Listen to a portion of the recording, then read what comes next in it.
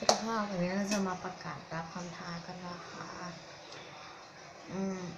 อย่างแรกตรงนี้นะคะจะเป็นช่องขนมหวานชาแนลนะคะบนนี้แล้วก็ช่องเราต่างๆแล้วก็ช่องมูชิชาแนลค่ะรับคำท้า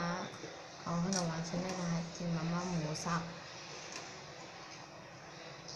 3 นาที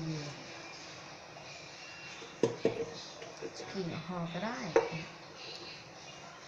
ต่อใส่พริก1 ฟองนะคะไม่ชอบกินเผ็ดก็เลยให้พริก1-2 ฟองแล้วก็ของโมชิเชนเนี่ยนะจะให้เป็นมาม่าต้มยำภายใน3 นาทีแล้วส่วนนี้เราขอรับก่อนเลยค่ะบายอย่าลืมกดไลค์กดแชร์กดติดตามแล้วดูคอมเมนต์ด้านล่างว่าจะให้ทำอะไรนะคะหรือจะให้รับคำท้าอะไรก็แล้วแต่นะคะบ๊ายบาย